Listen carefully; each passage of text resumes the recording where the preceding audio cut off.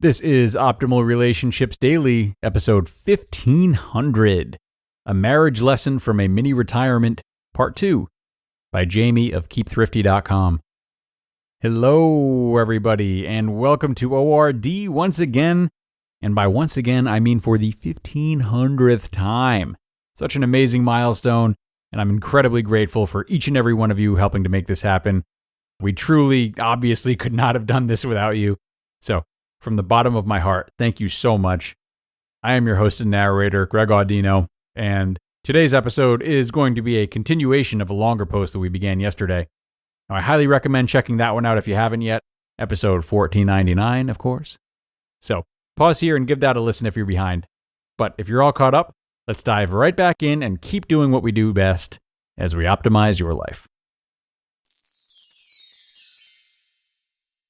A Marriage Lesson from a Mini Retirement, Part 2, by Jaime of KeepThrifty.com. Getting an Unexpected Partner. During our walks to the gym, we talked about Keep Thrifty, what he was working on, and thoughts about what to do next. I found myself excited about what he was doing and started sharing my own thoughts. Before we knew it, we had so many ideas. There was no way Chris could do it all. I found myself offering to dive in, to become a part of Keep Thrifty.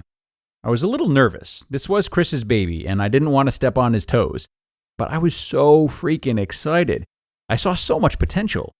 I noticed a little hesitation when I mentioned my involvement, but he said yes. I'd work on creating Pinterest images, editing our Thrifty Life videos, and even write a post once a month. This was going to be awesome. And at first it was. Chris was excited about what I was doing, and I was having a lot of fun using my creative energy. Eventually, my creativity grew into other ideas that hadn't been on our to-do list. I found myself unintentionally stepping on his toes, and toe-stepping never turns out well. Soon our conversations were full of frustration. We were butting heads, not communicating well, nor being supportive the way we had been. Toes were getting bruised. What started as Chris's project slowly turned into a partnership, an unexpected partnership. Losing our intention. Becoming a partner with Chris on Keep Thrifty has been awesome, but we've become workaholics. We spend our days at the kitchen table or in bed when I was injured, furiously typing away. And while we're excited about what we're working on, we've stopped focusing on each other. We find ourselves pulling out our laptops when our girls are home from school, and in the evening when we should be getting a good night's sleep. We keep talking about taking a day date next week. Next week comes, and we have an excuse for postponing our date. When we entered this mini retirement, we had the world open to us. So many possibilities. We spent a lot of time talking and dreaming of what we would do, but then we got settled in and stopped being intentional with our time. Dreaming with intention. Dreaming together and supporting each other in our dreams is what led us here. It's what saved our marriage years ago when we thought we were going to end up separated.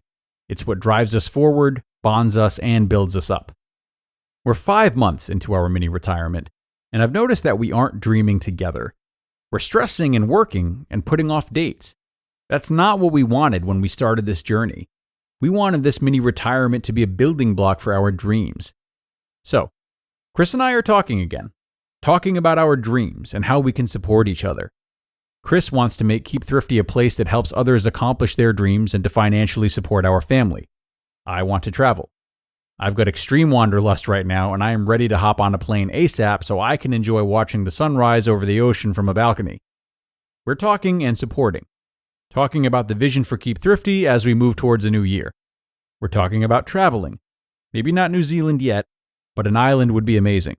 We're planning our first day date. We are becoming intentional with making our dreams a reality. The lesson.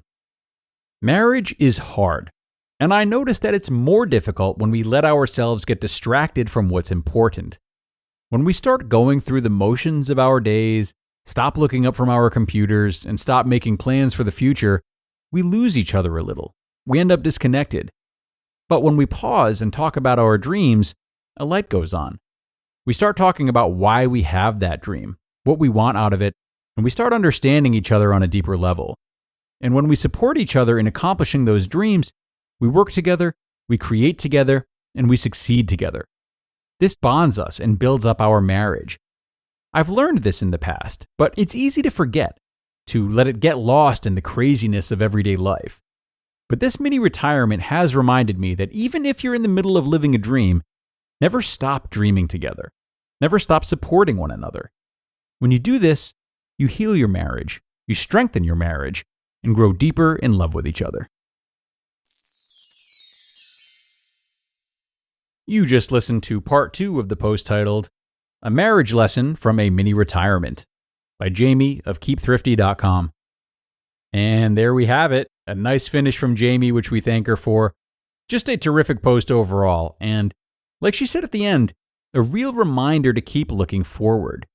Surely we want to enjoy the present, but the present can often be dictated by our shared long-term visions or what values we want to live by as a couple as our relationships move along. So, if it does feel like our present is starting to fall apart a little or we're more disengaged than we would like to be, don't hesitate to look towards the future to reconstruct what you're doing right now. Coming together about what you want down the road is a great means of realigning, communicating, and bringing intention in the now. All important things to keep in mind, especially with how much we have to distract us these days. So, I'll leave you with that, everyone. It's time to get going and close the book on another episode of ORD. I really hope you liked both parts and find ways to apply Jaime's lesson. And aside from that, have a great rest of your day, and I'll see you tomorrow for another post as we continue into 1501. That's where your optimal life awaits.